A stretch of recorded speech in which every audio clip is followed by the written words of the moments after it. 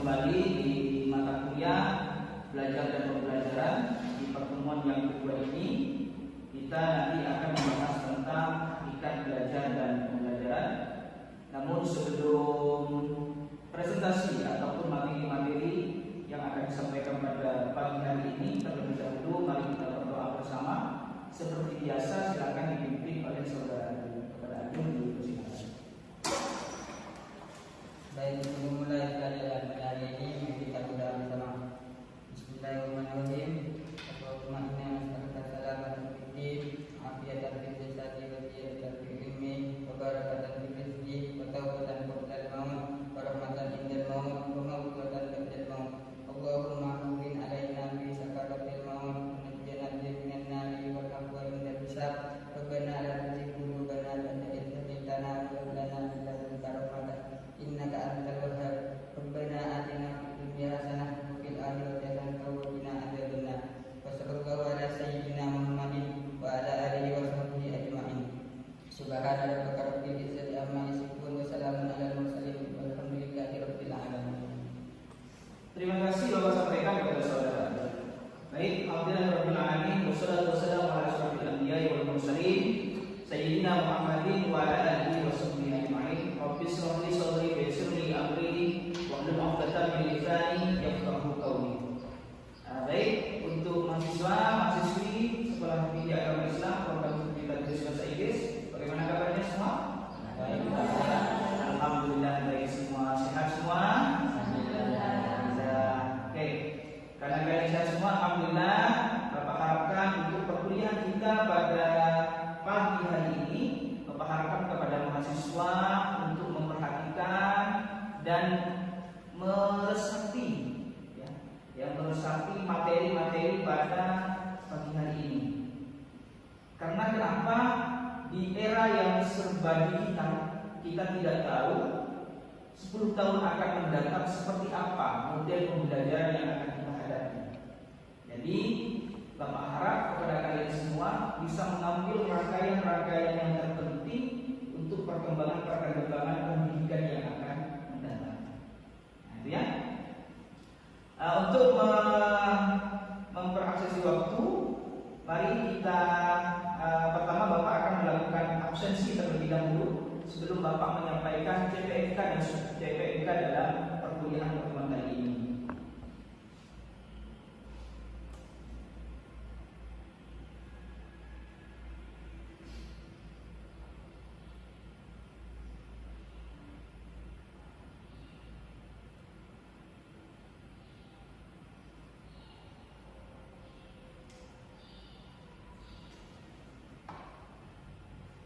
Untuk yang pertama, saudara Adul, ya, alhamdulillah.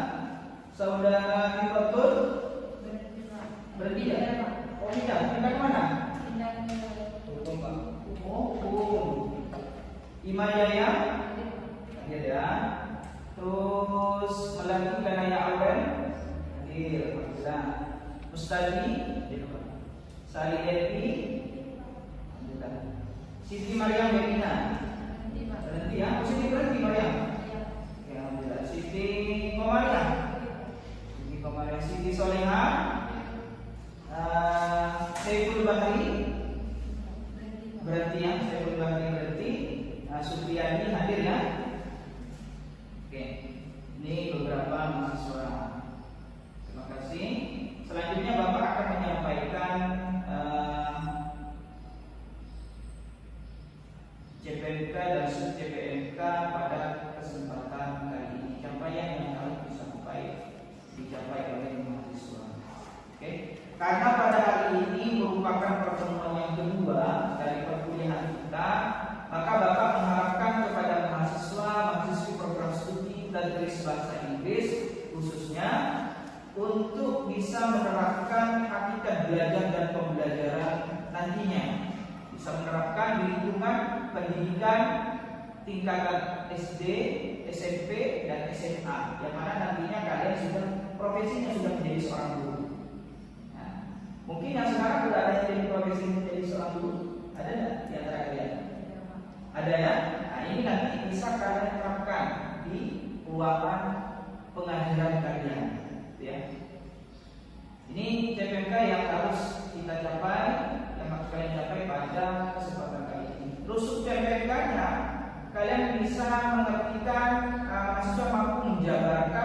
pengertian hakikat belajar dan pembelajaran, yang mana terdiri dari 2 indikator, yaitu ketepatan dan sesuai dalam menjelaskan belajar dan pembelajaran. Yang kedua, ketepatan dalam menjelaskan tujuan belajar dan pembelajaran.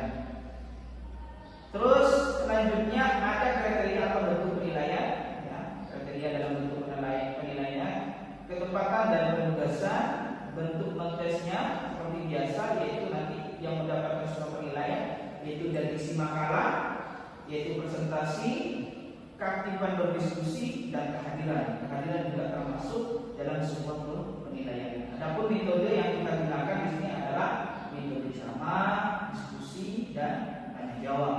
Karena kita sebenarnya berpresentasi dan sebagainya.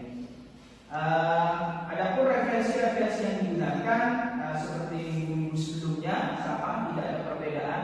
Karena di mata kuliah Bapak ada referensi wajib dan ada referensi tidak wajib, berarti ada referensi utama dan ada referensi penunjang, seperti itu ya. Nanti bisa dijadikan daftar pustaka bagi pemakalah pada kesempatan pagi hari ini, yaitu Bang Mustadi.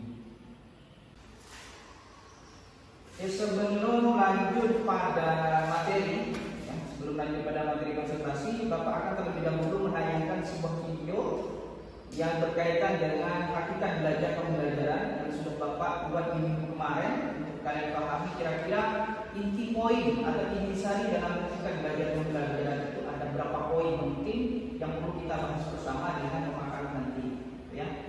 Bapak harap mahasiswa bisa memperhatikan, ya, memperhatikan tampilan ini, bahkan bisa mencatat hal-hal yang penting yang sekiranya nanti itu bisa kalian lakukan di dunia nyata istilahnya ketika kalian sudah terjun pada lembaga pendidikan. Oke,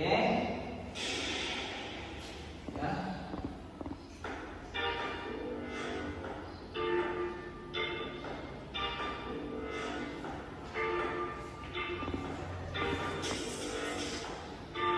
Kenapa kita skip saja ya, langsung pada intinya saja. Baik, kita dari tema tersebut ada beberapa poin yang akan kita tulis di dalam dari tema tersebut tulis di dalam dari tema tersebut ada beberapa poin yang akan kita poin skip untuk matematika pada pagi hari ini.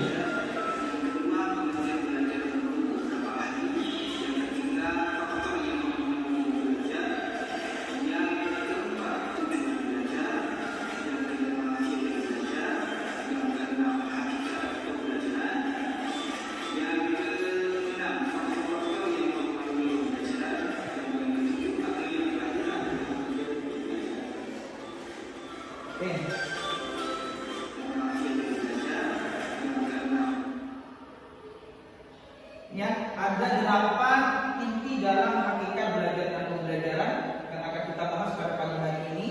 Yang pertama, sesuai dengan yang ada di media pembelajaran, yang pertama adalah hakikat belajar dan pembelajaran. Yang kedua, pengertian belajar menurut beberapa ahli. Di sini banyak nanti beberapa ahli itu akan menjelaskan tentang belajar itu apa, belajar itu apa. Gitu. Yang selanjutnya yaitu tujuan pembelajaran. Yang keempat ada faktor-faktor yang mempengaruhi belajar. Ini faktor ini nanti ada yang psikologis dan sebagainya. Terus hakikat belajar, hakikat pembelajaran, terus teori belajar. Yang ketujuh adalah faktor-faktor yang mempengaruhi pembelajaran. Dan yang terakhir atau yang ke-8 adalah model-model dalam pembelajaran. Ini 8 inti sari dalam materi hakikat belajar dan pembelajaran pada pagi hari ini yang akan kita bahas bersama, yang akan dikupas nanti oleh saudara Mustadi sebagai pemakalah pada kesempatan pagi hari ini. Baik, untuk selanjutnya saya persilakan kepada saudara Mustadi untuk maju ke depan untuk melakukan presentasinya. Kepada saudara Mustadi, Bapak persilakan.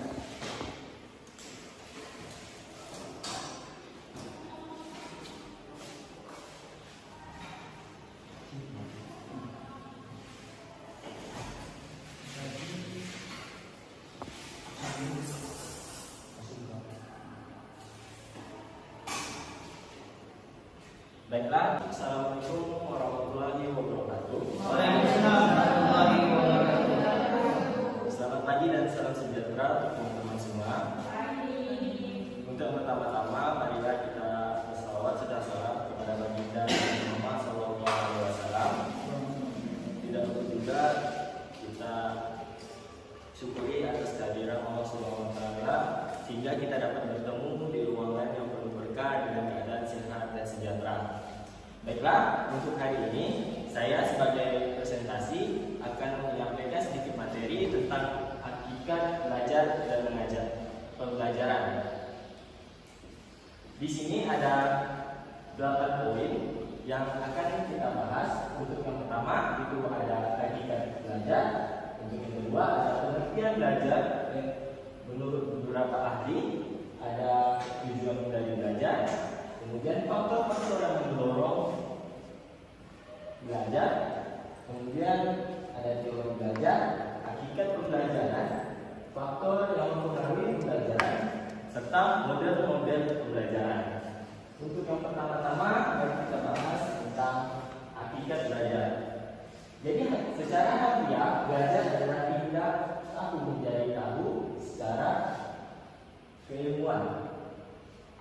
Belajar juga ini dapat didefinisikan sebagai sebuah proses perubahan dari dalam kepribadian setiap manusia dari sebuah individu ditampilkan dalam bentuk peningkatan kualitas dan kuantitas tingkah laku seperti kecakapan, pengetahuan, sikap, kebiasaan, pemahaman, keterampilan, daya pikir, dan kemampuan yang lainnya.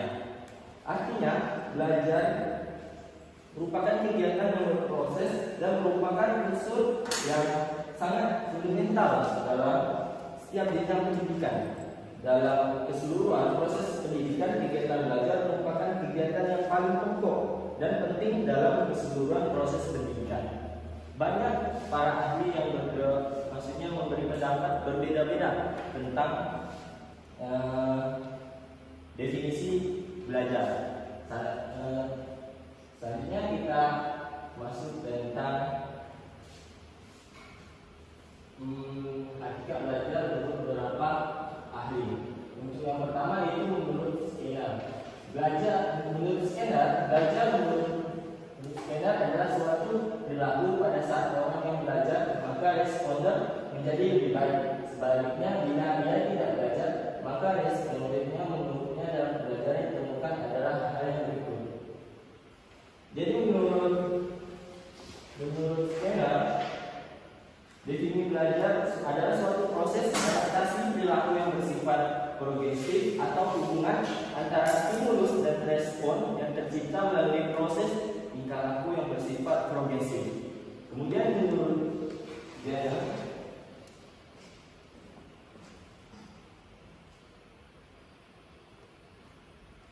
Gender, belajar merupakan kegiatan yang kompleks. Belajar adalah serangkaian proses kognitif yang mengubah sifat simulatif lingkungan melewati pengolahan informasi menjadi kapabilitas baru. Menurut Gen, belajar terdiri dari 3 komponen penting, yaitu kondisi eksternal, kondisi internal, dan hasil belajar. Belajar merupakan interaksi antara keadaan internal dan proses kognitif siswa dengan stimulus dan lingkungan. Proses kognitif tersebut menghasilkan suatu hasil belajar. Hasil belajar tersebut terdiri dari informasi verbal, keterampilan intelek, serta strategis kognitif, keterampilan motorik dan sikap. Kemudian menurut pandangan Piaget, pembelajaran terdiri dari 4 langkah berikut. Yang pertama, menurut topik yang dapat dipelajari oleh anak sendiri, memilih atau mengembangkan aktivitas kelas dengan topik tersebut, mengetahui adanya kesempatan bagi guru untuk mengungkapkan pertanyaan, menunjukkan proses pemecahan masalah, dan menilai pelaksanaan tiap kegiatan perhatian keberhasilan dan melakukan revisi. Yang terakhir, menurut Roger mengungkapkan pentingnya guru memperhatikan prinsip pendidikan. Roger mengungkapkan secara terang langkah-langkah pembelajaran yang perlu dilakukan oleh guru. Pembelajaran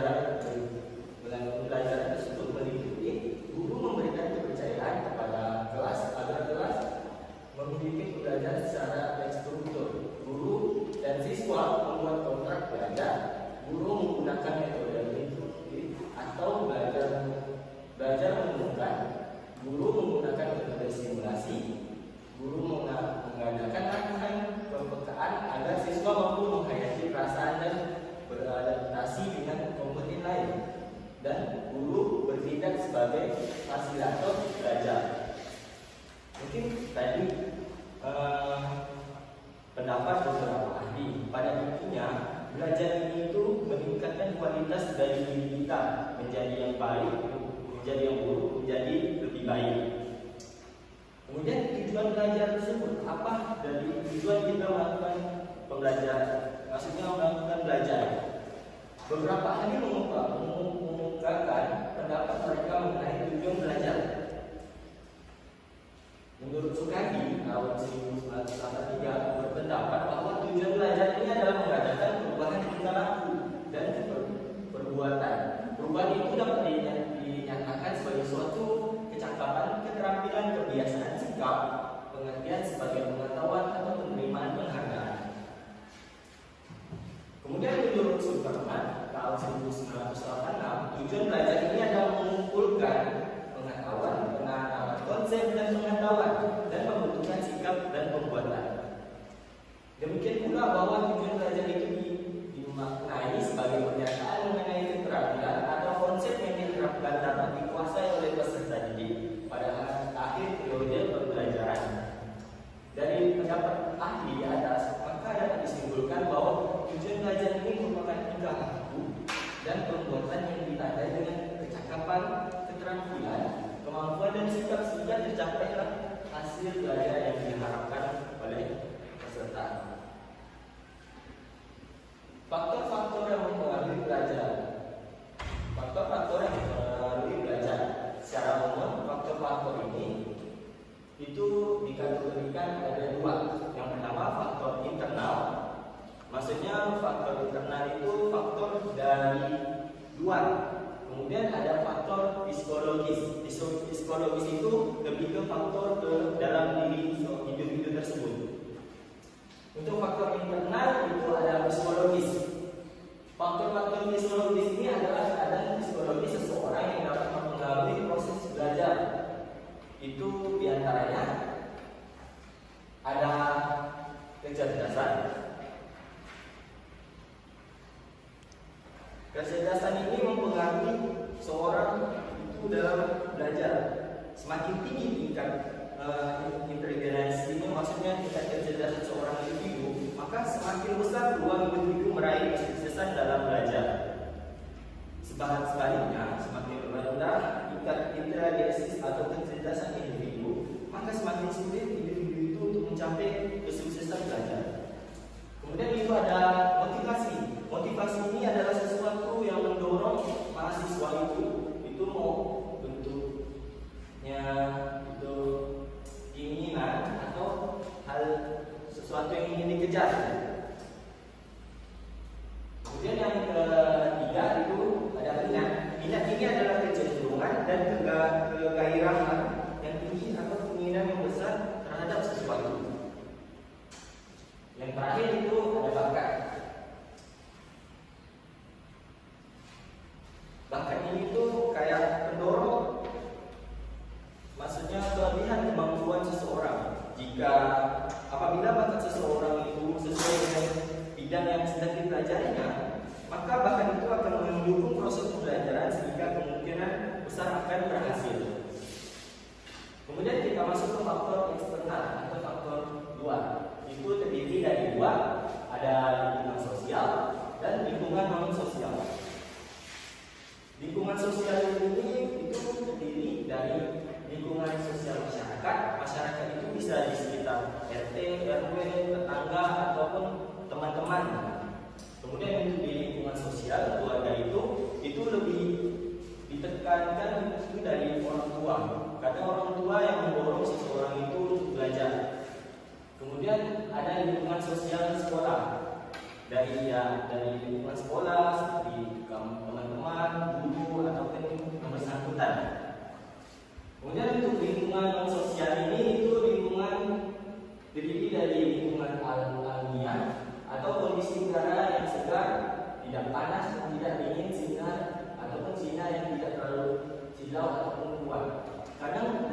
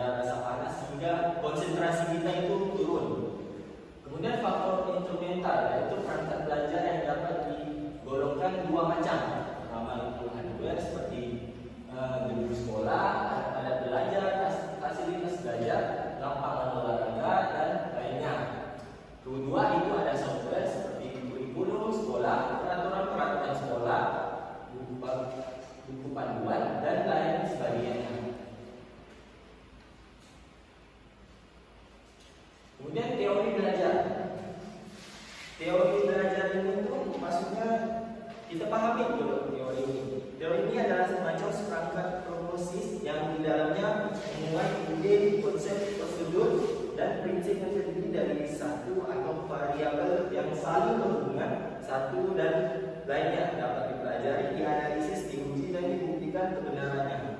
Jadi teori ini seperti hipotesis, namun hipotesis itu kadang tidak ada sebenarnya sulit untuk dibuktikan. Tapi kalau teori ini kadang ada buktinya. Jadi teori ini itu lebih mudah untuk mendefinisikan belajar itu apa. Teori belajar itu banyak, tapi kita bahas ini yang keempat. Yang pertama teori belajar behaviorisme. Teori behavioristik ini merupakan menyatakan bahwa belajar mengubah tingkah laku siswa.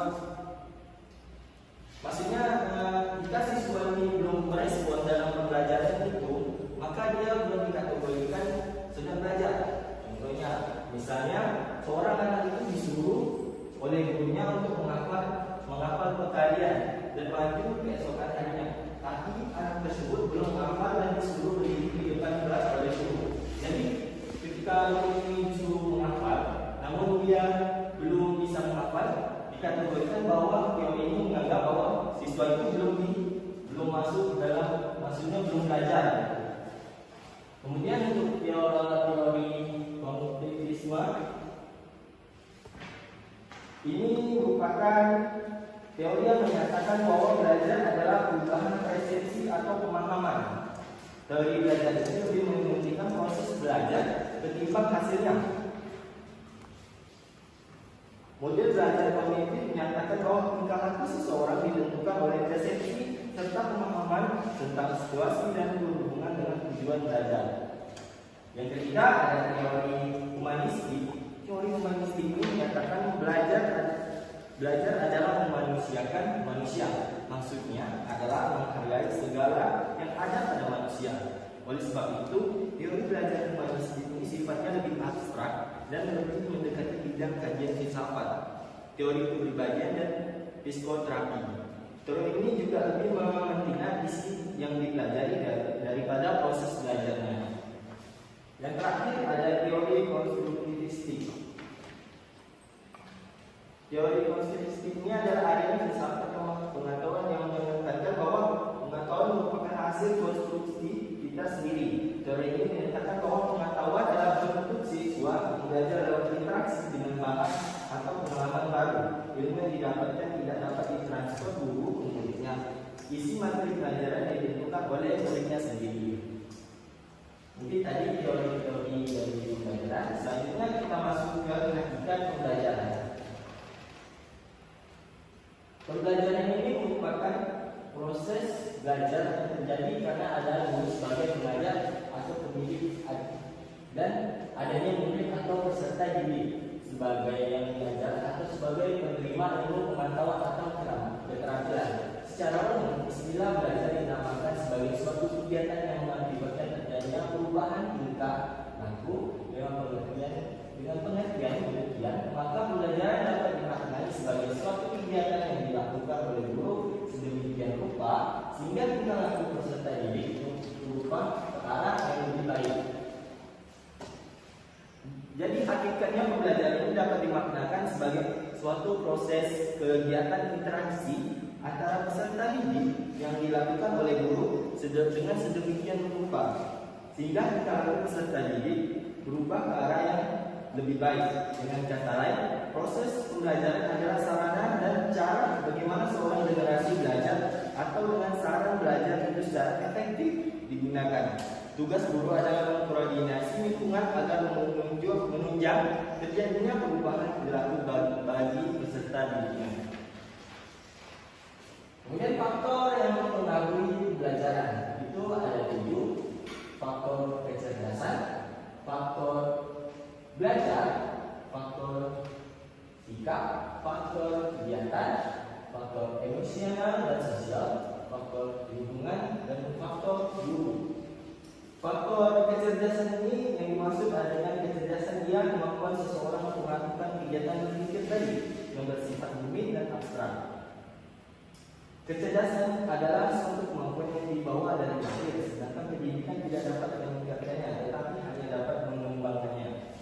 Faktor belajar yang dimaksud dengan faktor belajar ini adalah semua segi kegiatan belajar, misalnya kurang dapat memusatkan perhatian kepada pelajaran sedang dihadapi, tidak dapat menguasai kaidah yang berkaitan sehingga mudah menguasai cara-cara belajar yang efektif dan efisien. Contohnya ada sikap ini merupakan faktor internal psikologi yang sangat berperan dan akan mempengaruhi proses pembelajaran. Seseorang akan mau dan terjun dalam belajar atau tidak sangat tergantung pada sikap peserta didik. Dalam hal ini, sikap akan menunjukkan belajar seseorang adalah sikap positif, menerima terhadap bahkan atau mata pelajaran yang dipelajari, terhadap guru yang mengajar, dan terhadap lingkungan belajar. Yang kelima itu faktor yang keempat, faktor kegiatan. Faktor kegiatan juga faktor yang ada kaitan dengan kesehatan, kesegaran jasmani, dan keadaan fisik seseorang. Faktor yang kelima itu faktor emosional dan sosial. Faktor emosional ini seperti tidak senang dan rasa suka terhadap, dan faktor sosial ini, faktor emosional ini seperti tidak senang dan tidak dan rasa suka gitu terhadap seorang mengajar ataupun yang mentransfer ilmunya, dan faktor sosial ini seperti persaingan dan kerjasama sangat besar mempengaruhi dalam proses belajar.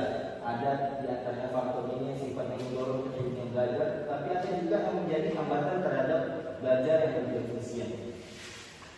Kemudian ada faktor lingkungan. Faktor lingkungan dalam penerapannya, lingkungan belajar siswa akan sangat mempengaruhi kualitas pembelajaran. Jika siswa memiliki lingkungan belajar yang tepat untuk karakter dan kemampuannya yang dimiliki, proses kegiatan belajar yang dilakukan siswa akan berjalan dengan lancar tanpa hambatan yang berlebihan. Dengan begitu, hasil belajar akan diterima siswa akan jauh lebih baik. Kemudian terakhir itu faktor guru. Guru merupakan komponen yang berperan aktif dan penting dalam implementasi strategi pembelajaran. Bila dikatakan bahwa keberhasilan implementasi suatu strategi pembelajaran akan tergantung pada kepiawaian guru dalam menggunakan metode pembelajaran. Kemudian model-model pembelajaran. Model-model pembelajaran ini seperti strategi atau cara gitu, bagaimana konsep pembelajaran itu berjalan dengan efisien. Pertama itu adalah model pembelajaran langsung. Model pembelajaran langsung ini merupakan model pembelajaran yang lebih berpusat pada guru dan lebih mengutamakan strategi pembelajaran yang efektif guna memperluas informasi materi ajaran. Model pembelajaran langsung dikembangkan untuk mengefisiensikan materi ajar akan sesuai dengan waktu yang diberikan dalam suatu periode tertentu. Yang kedua itu adalah model pembelajaran kooperatif. Model pembelajaran kooperatif ini model pembelajaran yang dikembangkan untuk mencapai setidaknya 3 tujuan penting dalam pembelajaran, yaitu belajar akademik, penerimaan terhadap keragamaan, dan pengembangan keterampilan sosial. Dan yang terakhir itu ada model pembelajaran berdasarkan masalah. Pembelajaran berdasarkan masalah merupakan pendekatan yang efektif untuk pengajaran proses berpikir tingkat tinggi. Pembelajaran ini membantu siswa untuk memproses informasi yang sudah jadi dalam benaknya dan menyusun pengetahuan mereka sendiri tentang dunia sosial dan sekitarnya. Mungkin itulah tadi materi yang dapat saya sampaikan. Mohon maaf, mungkin ada kesalahan dalam penyampaian maupun ucapan yang saya sampaikan. Karena istilahnya itu di sini saya juga belajar. Manusia itu tidak luput dari kesalahan, karena kesalahan itu merupakan kekurangan manusia. Namun ketika manusia belajar dari kesalahan, itu merupakan kelebihan dari manusia. Mungkin itu saja. Sekian dari saya, Mas Adi. Assalamualaikum warahmatullahi wabarakatuh. Yang baik, dipersilakan kepada mahasiswa. Mungkin ada yang mau dipertanyakan tentang materi kita pada pagi hari ini yang sudah disampaikan oleh saudara Mustadi. Di Bapak persilakan. Ya, silakan. wabarakatuh. Wabarakatuh. Tentunya saya ucapkan terima kasih kepada dosen mampu kita pada pagi hari ini yang telah memberikan saya kesempatan untuk bertanya. Pertanyaannya, kenapa kita sebagai tenaga pendidik harus memahami hakikat belajar dan pembelajaran? Sekian, terima kasih. Silakan Mas Dodi. Terima kasih kepada saudara pemulia yang bertanya pada pembahasan pada hari ini. Singkatnya begini, dalam belajar itu guru itu berperan aktif sangat penting bagi kegiatan pengajaran tersebut. Tanpa guru, kemungkinan kegiatan pembelajaran itu tidak dapat terlaksana. Maksudnya jika guru saja tidak tahu tentang pembelajaran, hakikat dari pembelajaran dan belajar itu, maka dia kemungkinan besar tidak akan bisa menyampaikan, melaksanakan tentang pembelajaran tersebut. Maka sebab itu, guru itu istilahnya bukan harus, tapi wajib mengetahui hakikat dari belajar dan pembelajaran dengan menguasai tentang teori belajar, prinsip-prinsip dari pembelajaran, dan setidaknya guru ini dapat memahami apa dan bagaimana sebenarnya proses pembelajaran itu terjadi pada diri peserta didik, sehingga guru dapat mengambil tindakan tindakan langsung itu dan edukatif yang tepat bagi penyelenggaraan pembelajaran agar lebih efektif dan berjalan dengan baik. Bisa dipahami saudara Maria? Bisa? Oke. Mungkin ada tambahan yang lain?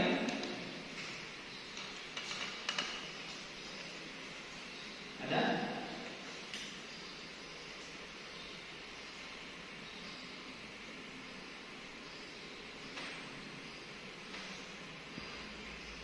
Tidak ada. Kalau tidak ada, kita apresiasi dulu untuk penanya dan yang menjawab.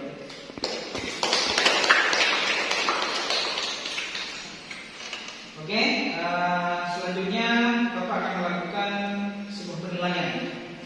Sebuah penilaian dari makalah yang sudah dibuat pada pagi hari ini oleh saudara Ustadi, dan juga penilaian terhadap mahasiswa yang bertanya, yang hadir dan sebagainya. Untuk makalah dari yang dibuat oleh saudara Ustadi sudah baik menurut Bapak, sudah memenuhi kriteria dalam penulisan makalah yang ada di Sekolah Tinggi Agama Islam Mempawah, ya. Cuman ada beberapa hal yang perlu direvisi juga sedikit nanti, baik dalam pembentukan penulisan atau perutaan nomor, dalam penulisan makalah, letak spasi, dan yang lain-lainnya yang perlu nanti diperbaiki oleh saudara Ustadi di minggu yang akan mendatang, gitu ya.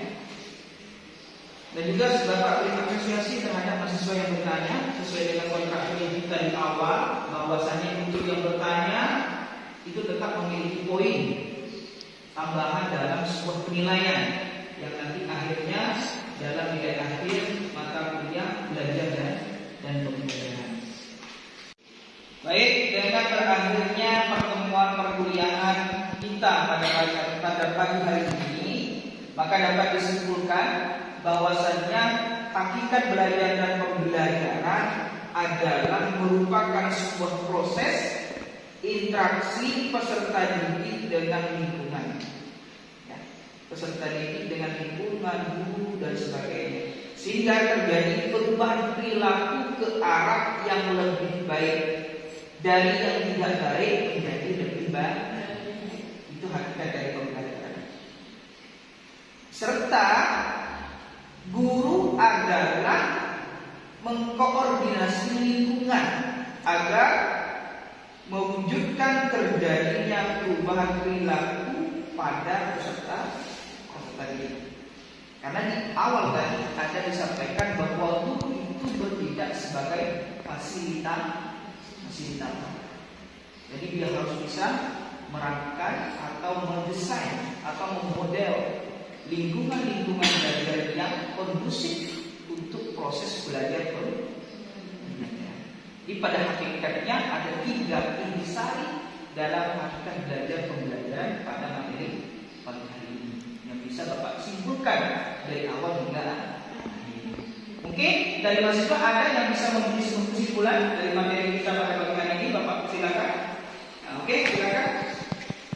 Oke, seperti yang disampaikan oleh saudara Mustadi mengenai hakikat belajar dan pembelajaran, di sini saya juga menyimpulkan yaitu belajar adalah proses, yaitu aktivitas yang melibatkan penerimaan, pemahaman dan penggunaan informasi atau pengetahuan baru.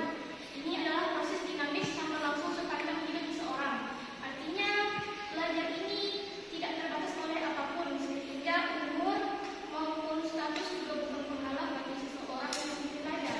Kedua, pembelajaran adalah tujuan.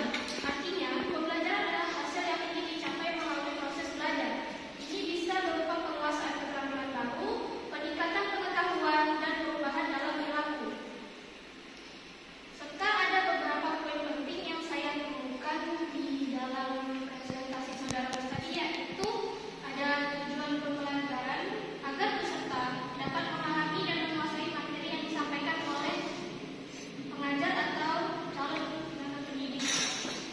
Kedua, ada konteks, yaitu pembelajaran itu menyesuaikan dengan lingkungan dan pengalaman sehari-hari. Ketiga, belajar itu memiliki beragam metode. Keempat, interaksi. Interaksi ini sebagai faktor pendukung atau penambah di dalam proses pembelajaran. Kemudian ada evaluasi atau umpan balik, semacam penilaian seperti tes dan lain-lain. Kemudian ada motivasi, yaitu semacam pendukung atau seperti saran dan juga pemasukan oleh pengajar. Dan terakhir saya tambahkan yaitu refleksi. Refleksi itu semacam metode atau pemahaman selanjutnya bagi peserta didik. Apakah ia memahami materi tersebut dengan baik dan apakah materi atau informasi yang didapatkan itu berpengaruh dan memberikan perubahan pada diri peserta.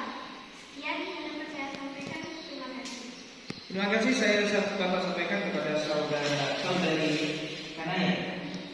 Nah, terima kasih sudah memberi sebuah kesimpulan dan kita dapat apresiasi yang baik terhadap mahasiswa program studi bahasa Inggris yang hadir pada kesempatan pagi hari ini, sudah mengikuti perkuliahan dengan baik, memperhatikan materi-materi pada pagi hari ini dengan baik, dan itu Bapak mengapresiasi sekali. Bahkan nanti apa yang kalian lakukan itu tidak akan sia-sia. Maksudnya kenapa? Karena pada intinya apa yang dilakukan oleh mahasiswa dalam kelas, baik bertanya, menanggapi dan sebagainya, maka ujung-ujungnya refleksinya nanti akan mendapatkan sebuah penilaian yang akan diberikan oleh dosen atau oleh Bapak. Baik, di penghujung akhir tidak lepas Bapak sampaikan untuk minggu depan, untuk pertemuan kita yang ketiga, kita akan membahas tentang materi prinsip-prinsip belajar dan asas pembelajaran. Ya, ini minggu depan pertemuan ketiga akan membahas tentang prinsip-prinsip belajar dan asas pembelajaran, yang nanti bisa ini menjadi pemakaran ketiga yang akan disampaikan oleh saudari Siti Solehah. Ya, nanti akan disampaikan oleh Siti Solehah. Untuk mengakhiri perkuliahan kita pada pagi hari ini, alangkah lebih baiknya kita doa bersama, karena di awal tadi ada berdoa, tetap di akhir kita juga harus berdoa dengan harapan mudah-mudahan apa yang kita peroleh pada pagi hari ini, ilmu itu bisa bernilai barokah dan bermanfaat untuk kita ke depannya di suatu hari nanti. Untuk saudaraku, dipersilakan untuk melakukan doa. Baik. Bismillahirrahmanirrahim. Subhanakallahumma wa bihamdika asyhadu an la ilaha illa anta astaghfiruka wa atubu ilaik. Sallallahu alaihi wa ala alihi wasallam. Alhamdulillahi rabbil alamin. Terima kasih sekali lagi, aplaus yang meriah. Bapak ucapkan jazakumullah khair. Terima kasih atas semuanya pada kesempatan pagi hari ini. Wallahu minkum, wallahu bi'il aqwa bi'tarik. Wassalamualaikum warahmatullahi wabarakatuh. Waalaikumsalam.